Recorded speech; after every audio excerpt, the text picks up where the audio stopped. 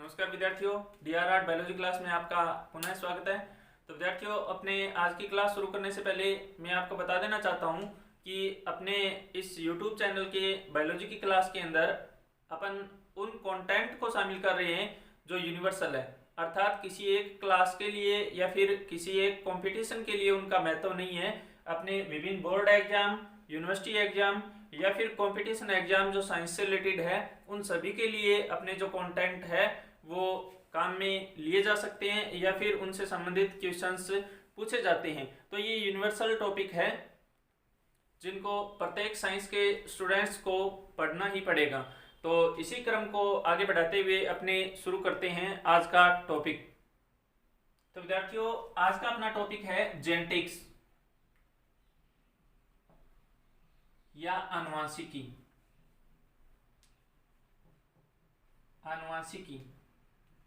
तो देखिए, अपने शब्द पूछे जाते हैं जेनेटिक्स, आनुवांशिकी, आनुवांशिकता, आनुवांशिक लक्षण।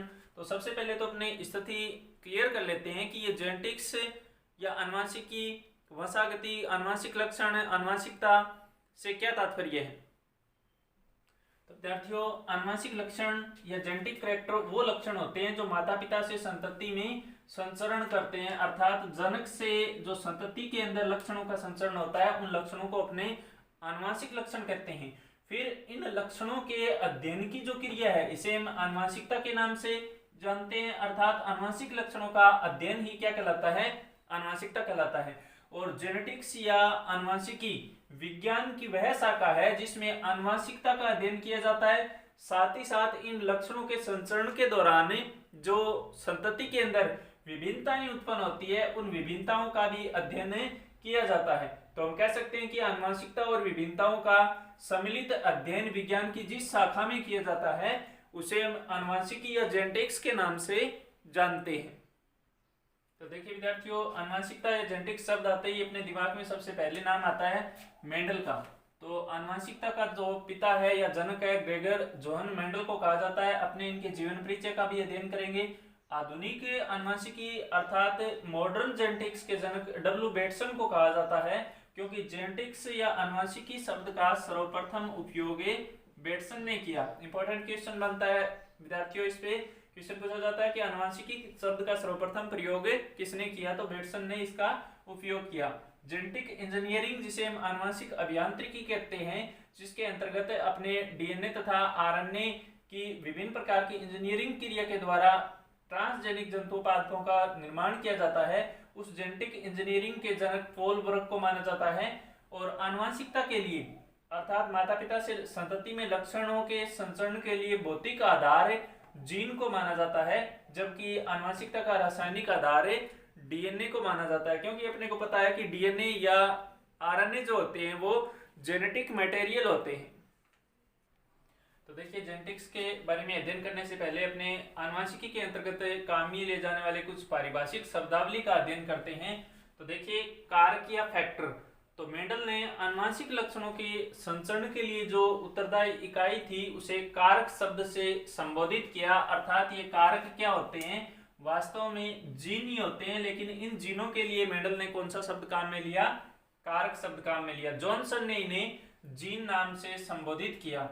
फिर युग्म विकल्पी या एलील, विपरीत लक्षणों वाले कारकों का एक समूह है। युग्म जो है इसे हम युग्म विकल्पी या एलील के नाम से जानते हैं। जैसे लंबाई के लक्षण के लिए कैपिटल टी लंबेपन के लिए उत्तरदायी है और स्मॉल टी बौनेपन के लिए उत्तरदायी है। तो ये दो कारकों का जो समूह है इसे हम क्या कहेंगे, एलील या युग्म विकल्पी कहेंगे। समयुग्मजी, यदि ये युग्म विकल्पी के दोनों कारक एक दूसरे के समान है, जैसे capital T small T capital R small R, तो इन्हें हम क्या कहेंगे, समयुग्मजी कहेंगे। और यदि ये असमान है, अर्थात एक प्रभावी या फिर जो प्रकट होने वाले लक्षण है उसके लिए उत्तरदायी है और दूसरा अप्रभावी लक्षण के लिए उत्तरदायी है, तो इसे हम हेटेरोजाइगस या विषम युग्मजी के नाम से जानते हैं। देखिए, यहाँ दो शब्द काम में लिए जाते हैं, फिनोटाइप और जीनोटाइप, जिन्हें हम लक्षण पर रूप और जीन पर रूप के नाम से जानते हैं। तो यदि किसी जीव के बाहरी लक्षणों को ध्यान में रखकर कोई वर्णन किया जाए या बाहरी लक्षणों का प्रदर्शन किया जाए तो उसे हमें फिनोटाइप या लक्षण पर रूप के नाम से जानते हैं, जबकि आंतरिक या आनुवंशिक लक्षणों का अध्ययन या आकलन क्या कहलाता है? जीनोटाइप कहलाता है। जैसे अपने एग्जाम्पल लेते हैं कैपिटल टी और कैपिटल टी स्मॉल टी। अगर अपने इसका फिनोटाइप रूप में वर्णन करेंगे तो ये दोनों ही पौधे क्या है? लंबे है। लेकिन अगर इनका जीनोटाइप अपने देखेंगे तो कैपिटल टी क्या है? शुद्ध रूप से लंबा है, जबकि कैपिटल टी स्मॉल टी संकर लंबा है या अशुद्ध लंबा जिसे हम कहते हैं। तो बाहरी लक्षणों को ध्यान में रखकर लंबापन, बोनापन, बीज का पीला रंग या फिर हरा रंग, बीज की गोल आकृति या झुर्रीदार आकृति, इनको ध्यान में रखकर अगर बाहरी लक्षण दिखाई दे रहे हैं तो उसे हम फिनोटाइप कहेंगे। और आंतरिक लक्षण या आनुवंशिक लक्षण अपने वर्णन कर रहे हैं तो वो जीनोटाइप शब्द से संबोधित करेंगे। जनक संकरण क्रिया में भाग लेने वाले सदस्य क्या कहलाते हैं? जनक कहलाते हैं, जो सामान्यतः माता पिता होते हैं। F1 पीढ़ी माता पिता या जनकों के संकरण से उत्पन्न संतति पीढ़ी को क्या कहेंगे? F1 पीढ़ी कहेंगे। और F1 पीढ़ी के जीवों में परस्पर संकरण से उत्पन्न या F1 पीढ़ी के जीवों का जनक के साथ संकरण से उत्पन्न जो पीढ़ी होती है उसे हम F2 पीढ़ी के नाम से जानते हैं। फिर संकरण, दो विप्रियासी जातियों में क्रॉस करवाने की क्रिया को क्या कहते हैं? संकरण कहते हैं। और इस संकरण क्रिया के परिणाम स्वरूप जो उत्पन्न किस्म होती है उसे हम क्या कहेंगे? संकर संतति के नाम से जानते हैं, हाइब्रिड संतति के नाम से जानते हैं। और बहुत बार एग्जाम के अंदर पूछ लिया जाता है जीनोम किसे कहते हैं। तो विद्यार्थियों, जीवों के शरीर में उपस्थित अगुणित गुणसूत्रों का समुच्चय क्या कहलाता है? जीनोम कहलाता है। इसे हम इस प्रकार से समझ सकते हैं, जैसे अपने शरीर के अंदर क्रोमोसोम नंबर कितने हैं? 46 है। जब नर के अंदर स्पर्म बनेंगे तो 23 गुणसूत्र आएंगे, और इसी प्रकार मादा के अंदर ओव्यूम या अंडाणु बनेंगे, उनमें भी गुणसूत्र 23 उपस्थित होंगे। तो इन 23 गुणसूत्रों पर जितने जीन पाए जाते हैं उनको सम्मिलित रूप से अपने क्या कहेंगे? जीनोम के नाम से जानते हैं। अर्थात एक जीव के अंदर अगुणित गुणसूत्रों की संपूर्ण संख्या या फिर उन अगुणित गुणसूत्रों पर उपस्थित जीनों की संपूर्ण संख्या को अपने क्या कहेंगे? जीनोम के नाम से जानते हैं। तो ये थे कुछ पारिभाषिक शब्द जो अपने जेनेटिक्स के दौरान काम में लेंगे। देखिए, मेंडल के जीवन परिचय की बात करें तो इनका जन्म 22 जुलाई 1822 को हुआ। 22 जुलाई 1822 को मेंडल का जन्म हुआ। कहाँ? यूरोप महाद्वीप के ऑस्ट्रिया देश के ब्रून शहर के मोराविया गांव में। जिस प्रकार से अपने योगी आदित्यनाथ शहरों के नाम परिवर्तित कर रहा है, उसी प्रकार से ये नाम भी परिवर्तित हो गया। पहले नाम आता था सिल्सिया गांव, लेकिन अब माध्यमिक शिक्षा बोर्ड की बुक ने मोराविया गांव के नाम से इसका प्रकाशन किया है। और जो ऑस्ट्रिया देश है इसे भी वर्तमान में चेकोस्लोवाकिया के अंतर्गत रखा जाता है, लेकिन अपने को मोराविया गांव में ध्यान में रखना है। तो मेंडल ने अपना जो कार्य किया वो उद्यान मटर या पाइसम सेटाइवम की शुद्ध वंशक्रम किस्मों पर किया। और इनके अध्ययन की कार्य की जो अवधि है वो 8 वर्ष है। पूछ लिया जाता है कि मेंडल ने कितने वर्षों तक अपना अध्ययन किया, तो 1857 से लेकर 1865 तक लगातार 8 वर्षों तक उद्यान मटर पाइसम सेटाइवम पर इन्होंने अपने प्रयोग किए। और मेंडल ने ब्रून शहर के चर्च में रहते हुए पादरी का पद ग्रहण किया। अपने इसी कार्यकाल के दौरान मेंडल को ग्रेगर की उपाधि दी गई 1849 में।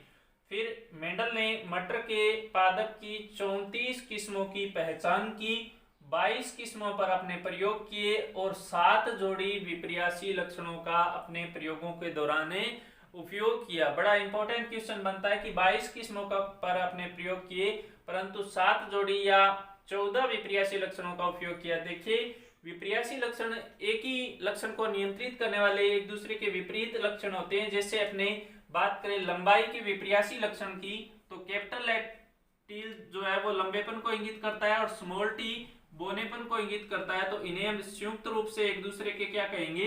विपर्यासी लक्षण कहेंगे। अर्थात लंबाई के लक्षण के 2 विपर्यासी लक्षण हो गए, लंबापन और बोनापन। इस प्रकार से 7 जोड़ी अपने चर्चा करेंगे आगे कौन कौन से विपर्यासी लक्षण थे।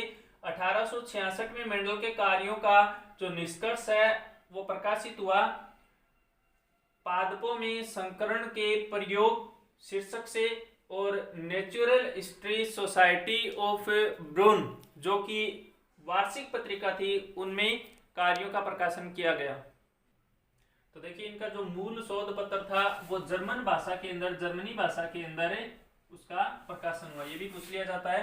6 जनवरी 1884 को किडनी फेल्योर के कारण चिरकालिक वर्क शोध के कारण मेंडल की मृत्यु हो गई। तो देखिए मेंडल को उनके जीवन काल के दौरान सफलता नहीं मिली, परंतु सन 1900 में मेंडल के 3 शिष्य आए जिन्होंने मेंडल के कार्यों की पुनः खोज की। इनके नाम भी पूछ लिए जाते हैं। तो देखिए हॉलैंड के ह्यूगो डी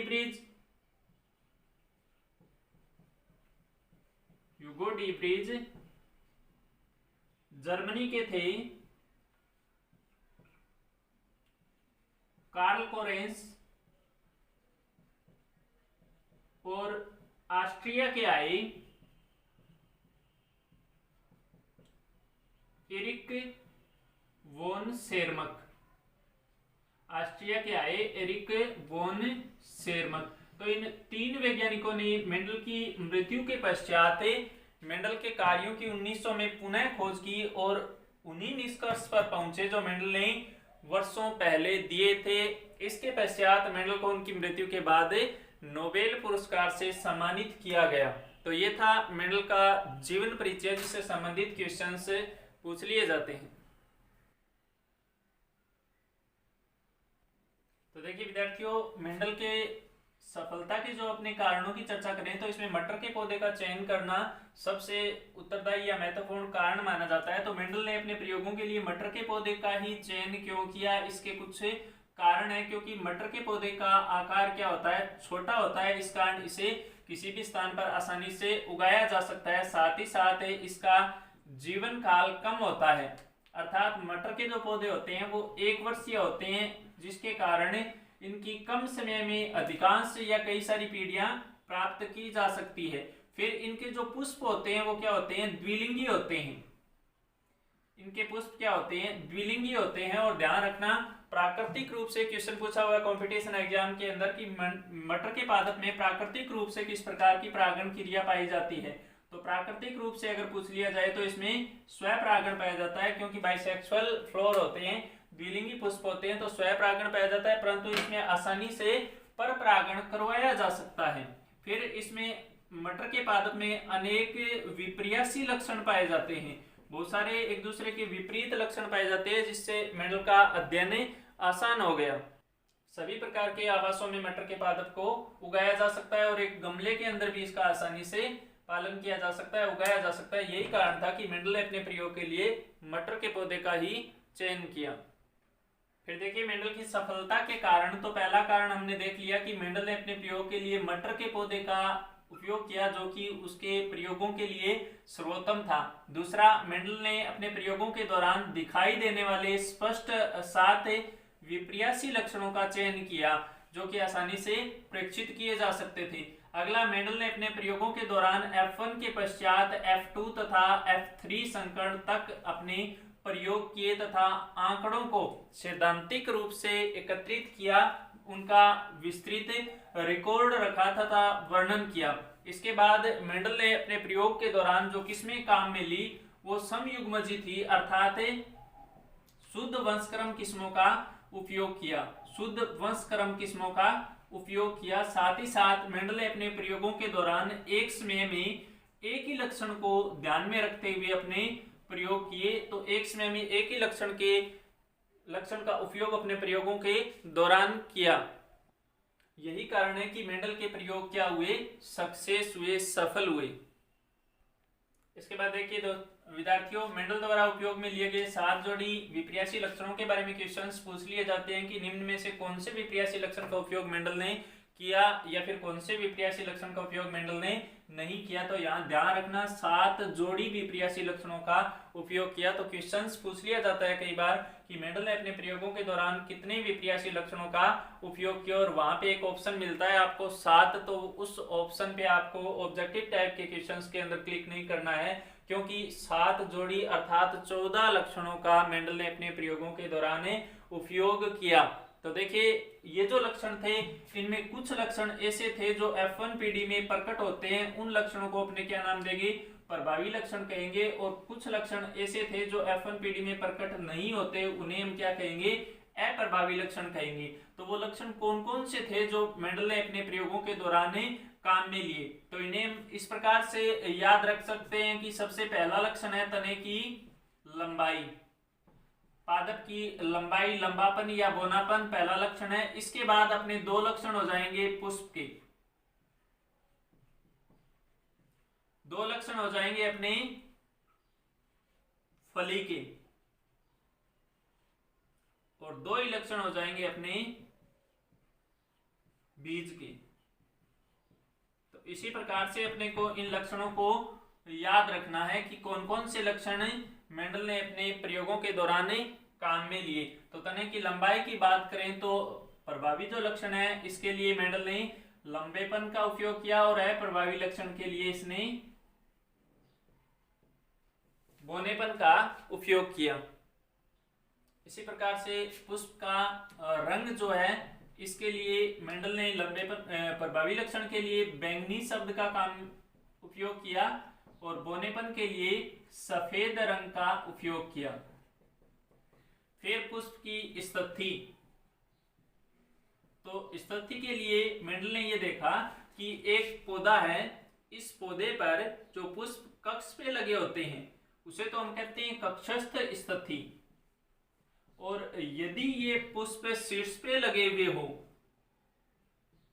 तो इसे हमें शीर्षस्थ स्थिति के नाम से जानते हैं। तो कक्षस्थ यहाँ प्रभावी लक्षण होता है और शीर्षस्थ क्या होता है, अप्रभावी लक्षण होता है।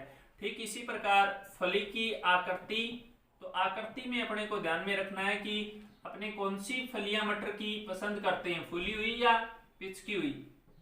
फूली हुई फलियां पसंद करते हैं तो फूली हुई आकृति इसके लिए प्रभावी लक्षण है, जबकि पिचकी हुई या जो संकुचित फलियां हैं वो क्या है, अप्रभावी लक्षण है। ठीक इसी प्रकार फली का रंग अगर हम बात करें तो अपने कौन सी फली मटर की लेके आते हैं, हरी या पीली, हरी फलियां लेके आते हैं। तो हरी जो फली है जिनका हरा रंग है वो क्या है, प्रभावी लक्षण है, और इनका पीला रंग क्या हो जाएगा, अप्रभावी लक्षण हो जाएगा। ठीक इसी प्रकार बीज की आकृति, तो अपने बीज की आकृति की बात करें तो एक तो बीज होता है फूला हुआ,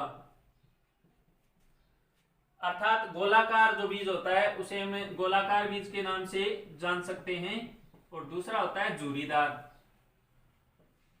झुर्रीदार।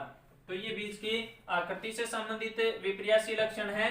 और अगर अपने बात करें बीज के रंग के लक्षण से संबंधित, तो ये फली के रंग के बिल्कुल विपरीत हो जाएगा। यहाँ बीज का जो पीला रंग है वो क्या होगा, प्रभावी होगा, और जो बीज का हरा रंग है वो क्या हो जाएगा, अप्रभावी लक्षण हो जाएगा। तो विद्यार्थियों ये थे मेंडल के द्वारा उपयोग में लिए गए 7 विपर्यासी लक्षण। अपने को इसी प्रकार से इनको याद रखना है। पहला लक्षण था अपना तने की लंबाई, अर्थात अगर पौधा लंबा है तो वो लंबापन प्रभावी लक्षण है, और बोना है तो बोनापन अप्रभावी लक्षण है। पुष्प का रंग बैंगनी प्रभावी लक्षण है, सफेद रंग का पुष्प अप्रभावी लक्षण है। पुष्प की स्थिति कक्ष में लगा हुआ है तो उसे हम कक्षस्थ कहेंगे जो प्रभावी होता है, और शीर्षस्थ शीर्ष पे लगा हुआ है तो वो अप्रभावी लक्षण है। ठीक इसी प्रकार फली अगर फूली हुई है तो प्रभावी लक्षण है, और अगर अप्रभावी लक्षण है तो फली क्या होगी, संकुचित होंगी। फली का रंग हरा है तो प्रभावी लक्षण, और पीला रंग अप्रभावी लक्षण है। ठीक इसी प्रकार बीज की आकृति गोलाकार प्रभावी लक्षण के अंतर्गत आती है, और झुर्रीदार जो आकृति है वो अप्रभावी लक्षण के अंतर्गत आती है, और बीज का पीला रंग या दूसरा रंग जो है वो प्रभावी लक्षण है, जबकि हरा रंग क्या है, अप्रभावी लक्षण है। तो देखिए विद्यार्थियों यहाँ कुछ वैज्ञानिकों ने पुष्प के रंग के स्थान पर एक और लक्षण का उपयोग किया, वो भी अपने को ध्यान में रखना है, बीज कवच का रंग। तो पुष्प के रंग के स्थान पर इन्होंने कौन सा शब्द काम में लिया, बीज कवच का रंग, और बीज कवच का रंग यहाँ पर सफेद जो है वो प्रभावी है, और जो दूसर है वो अप्रभावी लक्षण के अंतर्गत आता है। तो अपने को पादप की लंबाई का लक्षण, पुष्प के 2 लक्षण, फली के 2 लक्षण और बीज के 2 लक्षणों को ध्यान में रखना है। मेंडल के अनुसार ये जो लक्षण थे ये शुद्ध थे, शुद्ध वंशक्रम थे, अर्थात ये पीढ़ी दर पीढ़ी इन लक्षणों का संचरण ज्यों का त्यों होता है, इनमें परिवर्तन नहीं आता, अर्थात इन लक्षणों को आनुवंशिक रूप से शुद्ध लक्षण माना गया। इसके पश्चात विद्यार्थियों अपने चर्चा करते हैं मेंडल के एक्सपेरिमेंट पर, प्रयोगों पर, जो कि दो प्रकार के प्रयोग थे। पहला था अपना एक संकर संकरण और दूसरा था द्विसंकर संकरण। अर्थात एक ही लक्षण को ध्यान में रखकर अगर कोई क्रॉस करवाया जाए तो इसे हम कहते हैं मोनोहाइब्रिड क्रॉस या एक संकर संकरण। और यदि दो विपर्यासी लक्षणों को एक साथ ध्यान में रखते हुए अगर आपने क्रॉस करवाए तो उसे हमें द्विसंकर संकरण या डाईहाइब्रिड क्रॉस के नाम से जानते हैं। तो अपने बारी बारी से दोनों ही प्रकार के एक्सपेरिमेंटों का अध्ययन करेंगे। तो चलिए शुरू करते हैं मेंडल का एक संकर संकरण प्रयोग। तो मेंडल ने वंशागति के अध्ययन के लिए विपरीत लक्षण वाले एक युग्म या एलील के लक्षणों का अध्ययन किया, क्रॉस करवाया उनके मध्य। जैसे लंबेपन के लिए अगर अपने बात करें तो मेंडल ने एक जनक पादप के रूप में शुद्ध लंबा लिया तथा दूसरे जनक पादप के रूप में बोना पादप लिया और इन दोनों के मध्य क्या करवाया, संकरण करवाया, क्रॉस करवाया। यहाँ भाग लेने वाली जो जीव होते हैं उनको हम जनक के नाम से जानते हैं। इन दोनों का क्रॉस करवाने की जो क्रिया होती है उसे हम क्या कहते हैं, संकरण के नाम से जानते हैं। और जो संकरण के पश्चात जनकों से पीढ़ी प्राप्त होती है उसे हम नाम देते हैं F1 पीढ़ी। तो देखिए यहाँ मेंडल ने अपने प्रयोगों के दौरान यह देखा कि जनक जीवों में, देखिए यहाँ आपने बात करें जनक जीवों के रूप में शुद्ध लंबे पादपों का उपयोग किया और यहाँ कौन से पादपों का उपयोग किया, बोने पादपों का उपयोग किया। तो देखिए इन पादपों का जो जीनोटाइप युग्म विकल्पी कैपिटल टी और स्मॉल टी होता है, इन दोनों के मध्य संकरण करवाने के पश्चात जो F1 संतति प्राप्त हुई, इस संतति में सभी पादप क्या प्राप्त हुए, लंबे प्राप्त हुए। लेकिन ये लंबे पादप जनक पादप के जो लंबे पौधे थे उनके समान नहीं थे, अर्थात ये क्या है, संकर लंबे थे, अशुद्ध लंबे थे। तो यहां देखिए F1 पीढ़ी के अंदर एक ही लक्षण प्रकट हो रहा है, क्योंकि यहाँ F1 पीढ़ी में सारे पौधे क्या है, लंबे हैं। तो यहाँ लंबेपन का लक्षण तो प्रकट हो रहा है और बोनेपन का लक्षण प्रकट नहीं हो रहा, क्योंकि हमने पहले ही चर्चा की कि युग्म विकल्पी या एलील में दो कारकों का समूह होता है।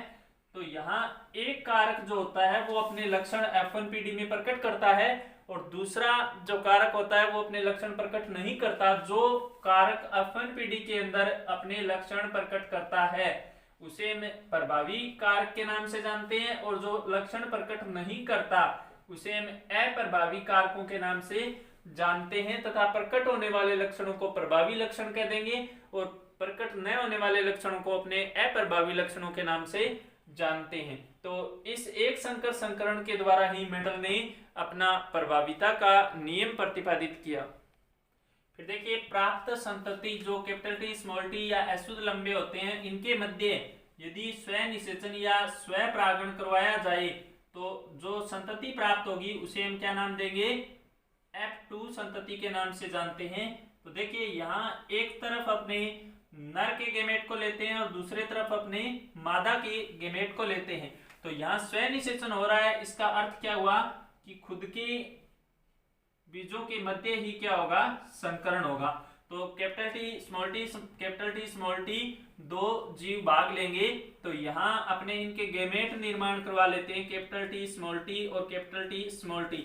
इस प्रकार की जो पद्धति है इसे हम चेकर बोर्ड पद्धति के नाम से जानते हैं, जिसका प्रतिपादन बेटसन तथा पुनेट नाम के वैज्ञानिकों ने किया। तो एक तरफ यहाँ नर के लक्षणों को, नर के युग्मकों को शामिल करते हैं और दूसरी तरफ मादा के युग्मकों को शामिल करते हैं। आमने सामने के जो कारक है इनको अपने एक साथ रख देते हैं, कैपिटल टी फिर कैपिटल टी स्मॉल टी, फिर कैपिटल टी स्मॉल टी और फिर स्मॉल टी। अर्थात ये जो अपनी जनरेशन प्राप्त होती है इसे हम क्या नाम देंगे, F2 पीढ़ी के नाम से जानते हैं। अर्थात F1 पीढ़ी के जीवों में स्व निषेचन या स्व परागण के परिणाम स्वरूप प्राप्त संतति को अपने क्या कहेंगे, F2 पीढ़ी के नाम से जानते हैं। तो यहाँ देखिए तीन प्रकार के पादप यहाँ प्राप्त हो रहे हैं अपने को। कैपिटल टी क्या है, अपना शुद्ध लंबा है, ये क्या है, अशुद्ध लंबा है और ये क्या है, बोना है। तो यहाँ ये जो अनुपात प्राप्त होता है जिसे हम क्या कहेंगे, समजीनी अनुपात कहेंगे, जीनोटाइप रेटियो के नाम से जानते हैं। तो ये जो जीन पर रूप अनुपात है, तो देखिए यहाँ अपने F2PD के दौरान 3 प्रकार के पौधे जो प्राप्त हुए, इनमें से जो 2 पौधे हैं, 2 प्रकार के जो पौधे हैं वो क्या है, लंबे है, अर्थात ये क्या है, शुद्ध लंबा है, और ये क्या है, संकर लंबा है। तो ये क्या है, शुद्ध लंबा अपना पौधा, और ये क्या है, अशुद्ध लंबा, ये क्या है, अशुद्ध लंबा। लेकिन आपने बाहरी तौर पे देखे तो तीनों ही पौधे अपने को क्या दिखाई दे रहे हैं, लंबे दिखाई दे रहे हैं, जबकि ये क्या है, बोना है। तो बाहरी तौर पे जो लक्षण दिखाई देते हैं उनको हम फिनोटाइप या लक्षण पर रूप अनुपात के नाम से जानते हैं। तो यहाँ एक संकर संकरण क्रिया के दौरान F2PD में ध्यान रखना, यहाँ पर भी कंफ्यूजन के लिए अगर कंपटीशन एग्जाम के लिए F1PD दे दे और उनका एक ऑप्शन मिले कि सभी पौधे लंबे, तो फिर अपना राइट आंसर क्या आएगा, सभी पौधे लंबे आएगा। लेकिन यहाँ F2PD में अगर पूछ लिया जाए तो फिनोटाइप या दिखाई देने वाले लक्षणों का अनुपात 3:1 प्राप्त होता है। जबकि अगर अपने बात करें इनके आनुवंशिक लक्षणों की, तो ये क्या है, शुद्ध लंबा है, और ये 2 पौधे क्या है, संकर या अशुद्ध लंबे है, जबकि ये क्या है, बोना पौधा है। तो इनके जो जीनोटाइप रेटियो होंगे, जीन पर रूप अनुपात होंगे, वो 1:2:1 होंगे। दोनों ही अनुपात अपने लिए महत्वपूर्ण है। तो यहाँ देखिए ध्यान देने वाली बात क्या है, तो भाग लेने वाले यहाँ जो पौधे थे वो लंबे और बोने 2 प्रकार के थे। बोनेपन का लक्षण F1PD के दौरान प्रकट नहीं हुआ, जबकि F2PD के दौरान बोनेपन का लक्षण पुनः प्रकट हो गया। अर्थात यहाँ F1PD में जो संतति प्राप्त हुई, इसके दोनों घटक युग्म विकल्पी के दोनों कारक गेमेट निर्माण के दौरान एक दूसरे से अलग अलग होकर क्रिया करते हैं और पुनः अपने लक्षणों को F2PD के दौरान प्रकट कर देते हैं। इसे हमें पृथक्करण नियम के नाम से जानते हैं।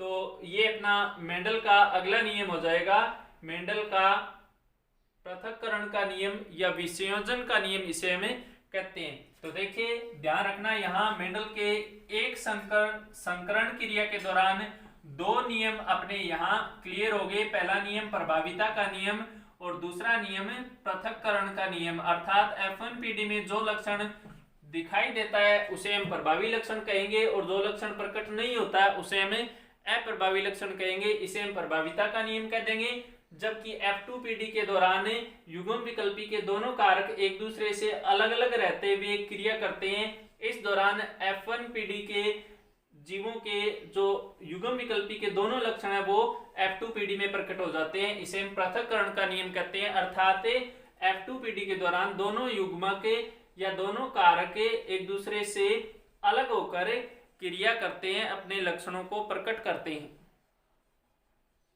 देखिए फिर अपने बात करते हैं द्विसंकर संकरण या डाई हाइब्रिड क्रॉस की। तो यहाँ जैसा कि नाम से स्पष्ट है कि डाई हाइब्रिड क्रॉस अर्थात 2 विपर्यासी लक्षणों को ध्यान में रखते हुए अगर संकरण करवाया जाए तो इसे हमें डाई हाइब्रिड क्रॉस के नाम से जानते हैं। अर्थात यहाँ अपने कितने विपर्यासी लक्षणों का उपयोग करेंगे, 2 जोड़ी विपर्यासी लक्षणों का उपयोग करेंगे। जैसे अगर अपने बात करें बीजों के लक्षण की, तो हमने देखा कि एक तो बीजों का लक्षण था रंग का लक्षण, जिसे हमने प्रभावी के लिए पीला नाम दिया था, और दूसरा था अप्रभावी जिसे हमने हरा नाम दिया था। तो पीला रंग प्रभावी है, तो यहाँ अपने पीला रंग काम में लेंगे बीजों का, और दूसरा हरा रंग क्या है, अप्रभावी है, तो हरा रंग अप्रभावी के रूप में काम में लेंगे। अगर इनके साथ गोल जो आकृति बीजों की ली थी वो क्या था, प्रभावी लक्षण था, और झुर्रीदार आकृति जो ली थी हमने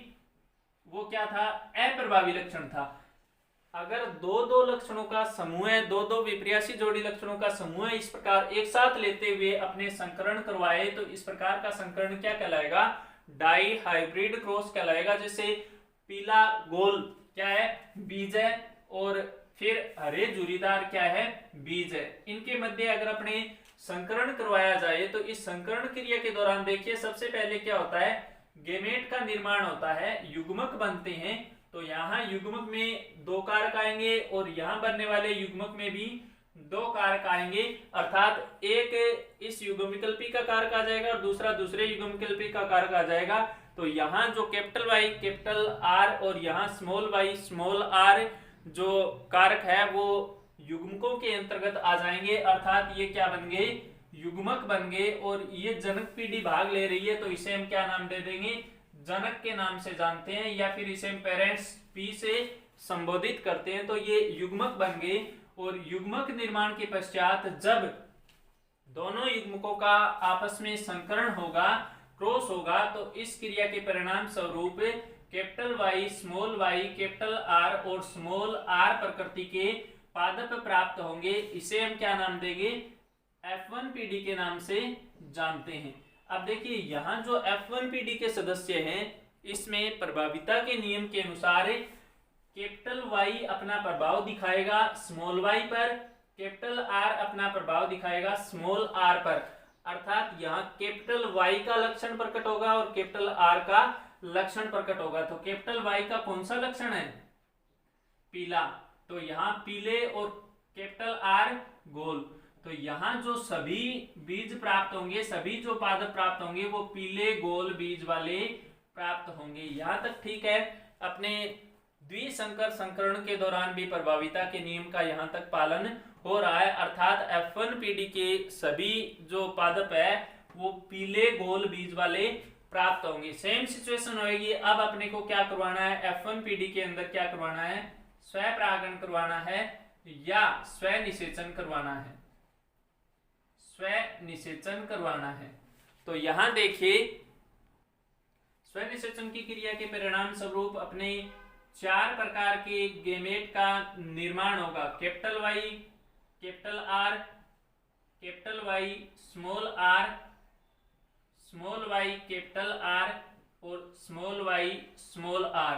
तो ये 4 प्रकार के गेमेट बनेंगे। अपने इन चारों प्रकार के गेमेट को एक तरफ नर के लिए संबोधन देंगे और दूसरी तरफ अपने मादा के लिए संबोधन देते हुए आपस में क्रॉस करवाएंगे। तो देखिए जिस प्रकार से अपने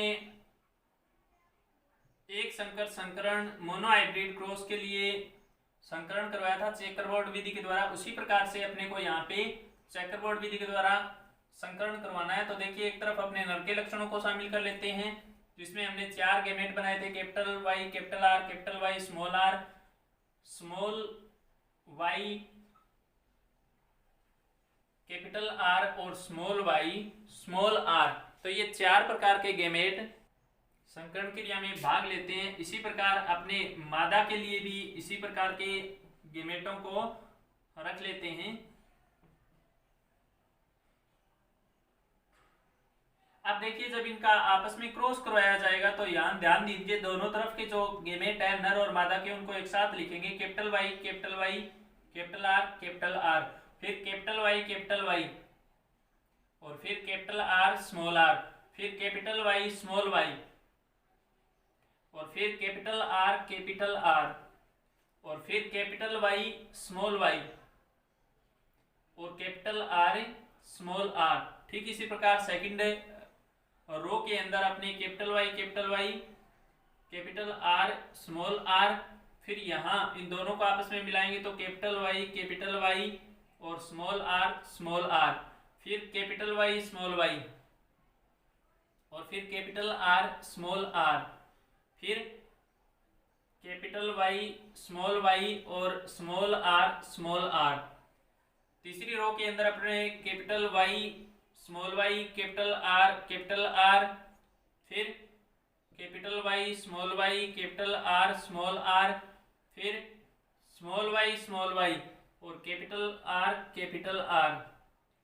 फिर स्मॉल वाई और फिर कैपिटल आर स्मॉल आर, और लास्ट पंक्ति के अंदर अपने capital Y capital R small R, capital Y small R, फिर small Y capital R small R, और लास्ट में अपने स्मॉल वाई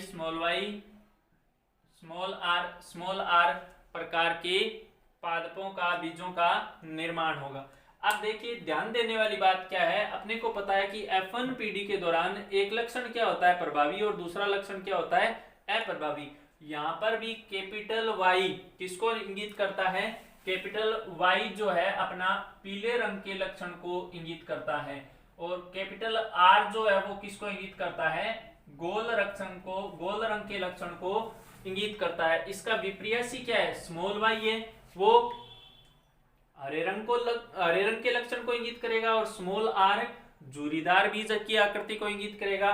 तो अपने को पता है कि प्रभावी लक्षण अप्रभावी लक्षणों को प्रकट होने से रोक देते हैं। तो जहां कहीं आपको कैपिटल वाई दिखाई देगा वो कैसे होंगे? वो पीले होंगे। कैसे होंगे बीज? पीले। तो देखिए यहाँ कैपिटल वाई, यहाँ कैपिटल वाई, यहाँ कैपिटल वाई, फिर यहाँ कैपिटल वाई,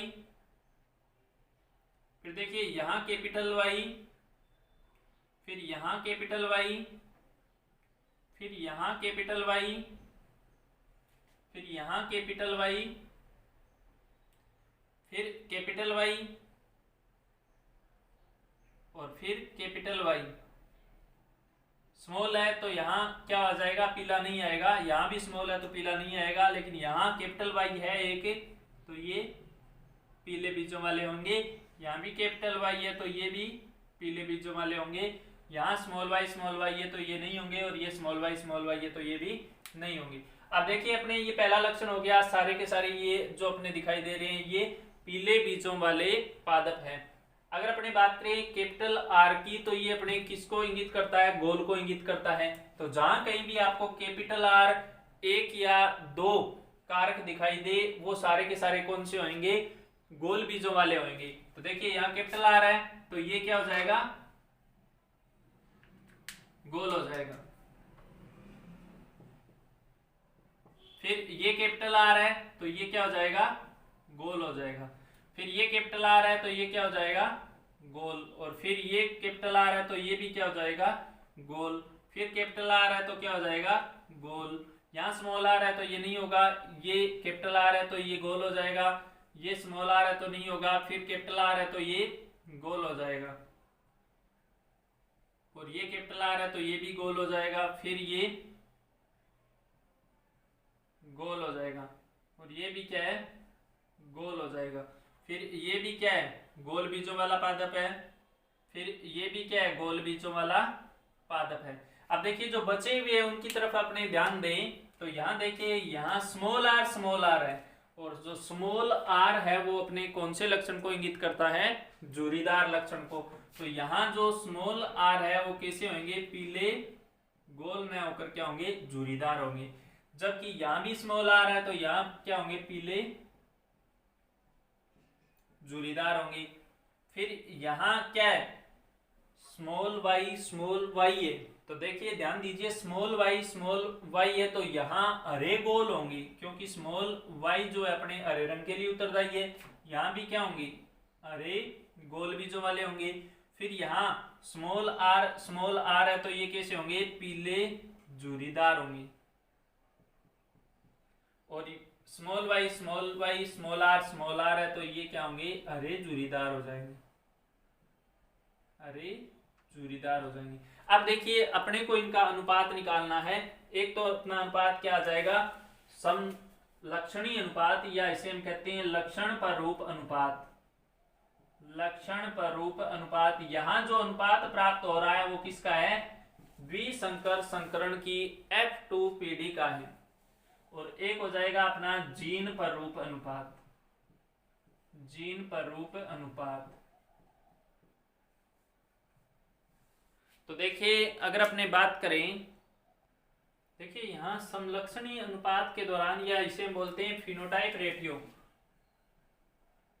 तो फिनोटाइप रेटियो के अनुसार अपने को इस चेकर बोर्ड के अंदर 4 प्रकार के पादप दिखाई दे रहे हैं। एक तो पीले गोल, दूसरे पीले जुरीदार, तीसरे हरे गोल, और चौथे होते हैं हरे जुरीदार। अपने बात करें पीले गोल की तो 1 2 3 4। देखिए यहाँ अपने इनका मार्किंग करें तो 1 2 3 4 5 6 7 8 और 9। ये 9 अपने जो पौधे दिखाई दे रहे हैं ये पीले गोल बीज वाले होंगे। फिर पीले झुर्रीदार। तो देखिए पीले झुर्रीदार जो पादप है वो तीन होते हैं, पीला झुर्रीदार और पीला झुर्रीदार, 1 2 और 3। तो ये पीले झुर्रीदार कितने हो जाएंगे? 3। अब क्या बच गए? हरे गोल। तो हरे गोल और हरे गोल, तो ये अपने 3 हो जाएंगे हरे गोल। और लास्ट एक पौधा अपना बच गया हरा झुर्रीदार। तो ये हो गया अपना द्विसंकर संकरण का F2PD का लक्षण पररूप अनुपात। तो अपने को अच्छी तरह से याद रखना है कि द्विसंकर संकरण क्रिया का लक्षण पररूप अनुपात क्या आता है? 9:3:3:1। अगर अपनी बात करें इनकी जीन पररूप अनुपात की, इसे बोलते हैं जीनोटाइप। तो जीनोटाइप रेटियो के अंतर्गत यहां अपने अनुपात आएगा 122, 412 और 121। तो ये अपना जीनोटाइप रेटियो होगा। तो देखिए ये डाई हाइब्रिड क्रॉस के द्विसंकर संकरण की F2PD में लक्षण पररूप अनुपात और जीन पररूप अनुपात हो गया। अपना लक्षण पररूप अनुपात होता है 9:3:3:1 और 1:2:4:1:1:2:1:1:1। ये होता है अपना जीनोटाइप रेटियो। तो आपको अच्छी तरह से याद रखना है, मोनो हाइब्रिड क्रॉस का 3:1 लक्षण पररूप अनुपात होता है और जीन पररूप अनुपात होता है 1:2:1। तो दोनों मोनो हाइब्रिड और डाई हाइब्रिड क्रॉस के अनुपात अपने को याद रखने हैं। तो देखिए यहाँ अपने जो पीले गोल बीज वाले पादप थे इनका संकरण हरे झुर्रीदार बीजों वाले पादप के साथ करवाने पर F1PD में जो सभी पादप प्राप्त हुए उनके बीज पीले तथा गोल थे। परंतु अगर F1PD के इन पादपों के मध्य संकरण की क्रिया करवाएं तो जरूरी नहीं कि पीले रंग का जो लक्षण है वो गोल आकृति के साथ जाए और हरे रंग का जो लक्षण है वो झुर्रीदार आकृति के साथ जाए। अर्थात यहाँ अपने पीले झुर्रीदार पादप भी प्राप्त होते हैं और हरे गोल पादप भी प्राप्त होते हैं। और ये दोनों ही प्रकार के जो पादप है ये अपने जनक पादपों में शामिल नहीं है। अर्थात यहाँ लक्षणों के नए संयोजन भी प्राप्त होते हैं। साथ ही साथ अपने यहाँ पे F1PD के पादपों में स्वपरागण क्रिया के दौरान जो दो विपर्यासी लक्षण है वो दोनों लक्षण एक दूसरे से स्वतंत्र रहते हुए क्रिया करते हैं। अर्थात जरूरी नहीं कि पीले रंग का लक्षण हमेशा गोल आकृति के साथ ही जाए, पीले रंग का जो लक्षण है वो झुर्रीदार आकृति के साथ भी जा सकता है। ठीक इसी प्रकार हरे रंग का लक्षण जरूरी नहीं कि झुर्रीदार आकृति के साथ ही जाए, वो संतति के अंदर हरे रंग का लक्षण गोल बीज के साथ भी जा सकता है। इस प्रकार से लक्षणों का एक दूसरे से प्रभावित हुए बिना संकरण करना क्या कहलाता है? स्वतंत्र अपव्यूहन का नियम कहलाता है। तो ये हो गया अपना मेंडल का स्वतंत्र अपव्यूहन का नियम। स्वतंत्र अपव्यूहन का नियम अर्थात द्विसंकर संकरण क्रिया के द्वारा इस नियम का प्रतिपादन किया गया, जो कि मेंडल का तीसरा नियम था, स्वतंत्र अपव्यूहन का नियम। तो यहाँ ध्यान देना कि स्वतंत्र अपव्यूहन का नियम क्या है? अगर द्विसंकर संकरण की क्रिया करवाई जाए तो इस क्रिया के दौरान F1PD के जीवों में स्वपरागण करवाते समय दो लक्षणों के जो समूह होते हैं उनके कारक जो होते हैं वो युग्मक निर्माण के दौरान एक दूसरे से स्वतंत्र रहते हुए क्रिया करते हैं, जिसके कारण नए संयोजन प्राप्त होते हैं। तो द्विसंकर संकरण क्रिया के द्वारा मेंडल के स्वतंत्र अपव्यूहन नियम का प्रतिपादन किया गया।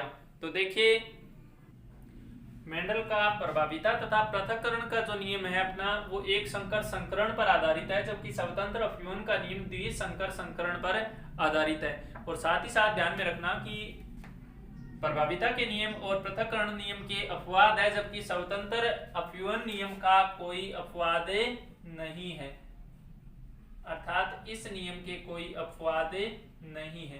तो स्वतंत्र अपव्यूहन नियम के अनुसार द्विसंकर संकरण क्रिया के दौरान F1PD के जीवों में स्वपरागण की क्रिया करवाते समय युग्मकों में कारकों का संचरण एक दूसरे से स्वतंत्र होता है, अर्थात एक कारक की उपस्थिति का दूसरे कारक की उपस्थिति पर कोई प्रभाव नहीं पड़ता। युग्मक निर्माण के दौरान कारक स्वतंत्र रूप से अपव्यूहित होते हैं। तो यह स्वतंत्र अपव्यूहन का नियम जीनों के नए संयोजनों को प्रेरित करता है, क्योंकि इस दौरान नए लक्षणों वाले जीवों की उत्पत्ति भी होती है।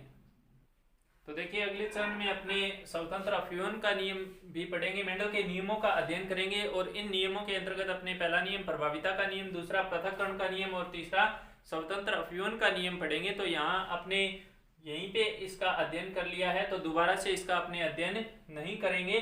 तो ध्यान रखना, स्वतंत्र अपव्यूहन का नियम एक संकर संकरण क्रिया पर लागू नहीं होता, यह बात करें अपने मेंडल के मशागती के नियमों की, तो कार्ल कोरेंस नाम के वैज्ञानिक ने मेंडल के जो प्रयोगों के दौरान निष्कर्ष प्राप्त हुए, इन निष्कर्षों को ही क्या कहा, आनुवंशिकता के नियम कहा। तो मेंडल के वंशागति के नियम या आनुवंशिकता के नियम कौन कौन से हैं? मेंडल ने अपने प्रयोग के जो निष्कर्ष प्रतिपादित किए, उन निष्कर्षों को ही कार्ल कोरेंस ने आनुवंशिकता के नियमों के नाम से संबोधित किया, जो कि सामान्यतः 3 होते हैं।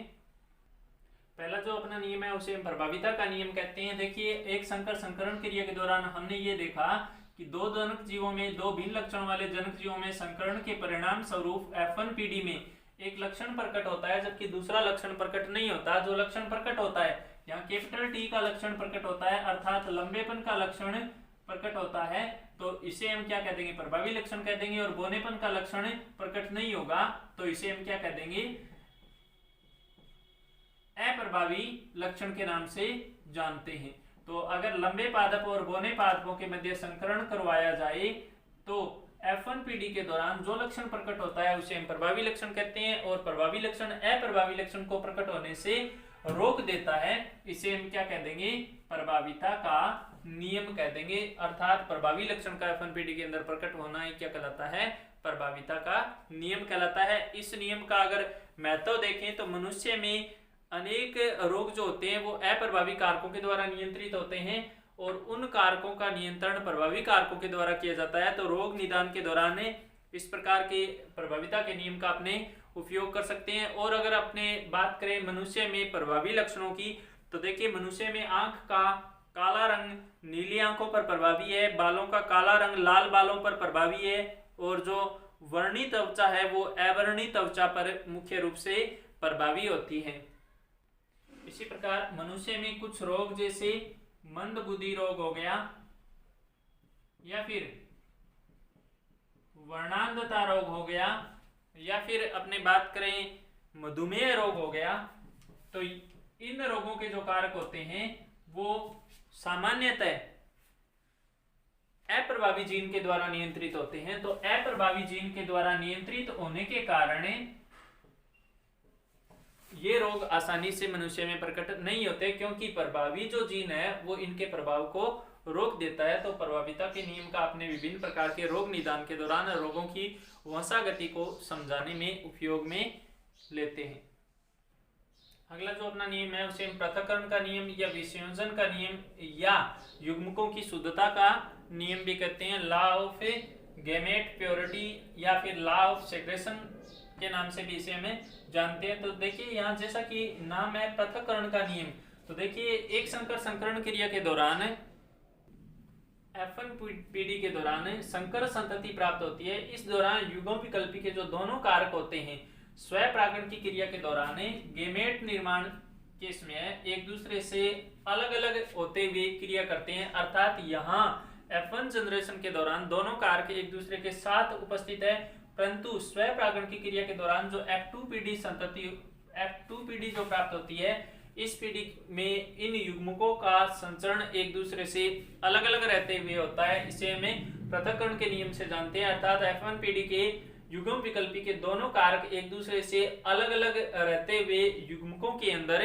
संचरण करते हैं। इसे हम क्या कह देंगे, विसंयोजन का नियम, पृथक्करण का नियम या युग्मकों की शुद्धता का नियम कहते हैं। तो देखिए इस नियम का महत्व ये है कि इसके द्वारा जीन संकल्पना की पुष्टि होती है। साथ ही साथ हम कह सकते हैं कि एक ही जीन के दो युग्म विकल्पी होते हैं, अर्थात एक लक्षण का नियंत्रण करने के लिए जीन के दो युग्म विकल्पी उपस्थित होते हैं और युग्मक निर्माण के दौरान ये कारक एक दूसरे से अलग अलग रहते हुए गेमेट के अंदर संचरण करते हैं। तो ये हो गया अपना पृथक्करण का नियम। तीसरा जो नियम है अपना वो है स्वतंत्र अपव्यूहन का नियम, जिसका अध्ययन हमने कर लिया। स्वतंत्र अपव्यूहन का नियम और नए संयोजनों को समझने में इस नियम का उपयोग किया जाता है, अर्थात स्वतंत्र अपव्यूहन नियम के द्वारा नए संयोजनों का निर्माण समझा जाता है। तो ये थे अपने मेंडल की आनुवंशिकता के प्रमुख नियम। तो देखिए अगर अपने बात करें मेंडल के नियमों के महत्व की, तो इन नियमों का उपयोग विभिन्न संकरण क्रियाओं के दौरान किया जाता है और जीवों की विभिन्न रोग प्रतिरोधक किस्में और पादपों की हाइब्रिड किस्मों का निर्माण, पादप की संकर किस्मों का निर्माण करना, जिसके दौरान अधिक उत्पादन और रोग प्रतिरोधक क्षमता वाली किस्मों का विकास किया जाता है। साथ ही साथ जंतुओं की अधिक मांस व अधिक अंडे देने वाली प्रजातियों का विकास करना, क्योंकि अपने को पता है कि प्रभाविता के नियम के अनुसार जो लक्षण प्रभावी होते हैं वो अगली जनरेशन के अंदर प्रकट हो जाते हैं। ऐसे में यदि दो अच्छे आनुवंशिक अलग अलग लक्षणों वाली जनकों के मध्य संकरण करवाया जाए तो वो दोनों के दोनों अच्छे लक्षण जो है वो संतति के अंदर आ जाते हैं, जिसके द्वारा हाइब्रिड किस्म का विकास होता है। तो आनुवंशिक दोषों के निदान के दौरान, क्योंकि अपने अनेक प्रकार के रोग जो माता पिता से संतति में संचरण करते हैं, इन नियमों के आधार पर उन रोगों का आवर्ती या अगली जनरेशन के अंदर प्रसार का अध्ययन कर सकते हैं, उनके निदान का अपने प्रयत्न कर सकते हैं और साथ ही साथ जीवों के अंदर पुनर्संयोजन जो होते हैं इनका अध्ययन किया जा सकता है। जीनों के नए संयोजन का अपने वर्णन कर सकते हैं।